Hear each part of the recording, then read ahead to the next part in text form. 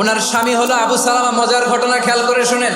উহুদ যুদ্ধের পরে ওনার স্বামী আবু সালামা ইন্তেকাল করলো, শহীদ হলো। উম্মে সালামা রাদিয়াল্লাহু তাআলা আনহা ওনার প্রাণ প্রিয় স্বামী আবু সালামার ইন্তেকালের পরে চোখের পানি ছাড়ে আর পড়ে ইন্না লিল্লাহি ওয়া ইন্না ইলাইহি রাজিউন। যেহেতু বিশ্বনবী বলেছেন কেউ যদি বিপদের প্রথম ধাক্কায় পড়ে ইন্না লিল্লাহি ওয়া ইন্না ইলাইহি রাজিউন, আল্লাহুম্মা আজুরনি ফি মুসিবাতি ওয়া আখলুফ লি খায়রাম মিনহা, তাহলে এই বিপদে যে সে যা হারালো তার চেয়ে শ্রেষ্ঠ কিছু দিয়ে আল্লাহ তার বদল দিয়ে দিবে। এই হাদিস শুনে বারবার এই দোয়া পড়ে, চোখের পানি ছাড়ে আর মনে মনে বলে আবু সালামার মতো ভালো মানুষ মদিনাতে নাই, তার চেয়ে ভালো মানুষ কি করে আল্লাহ তাআলা আমারে দিবে, তার চেয়ে ভালো মানুষ তো আমি মদিনাতে দেখি না। কি আজীব তামাশা, কি অবাক করা ঘটনা।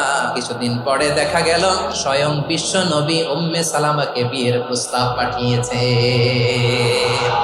উনি রাজি হয়ে গেলেন, বিয়ে হয়ে গেল, উনি হয়ে গেলেন উম্মুল মুমিনিন, আমাদের মা, পুরো মুসলিম উম্মার মা। চিৎকার করে বলেন আল্লাহু আকবার।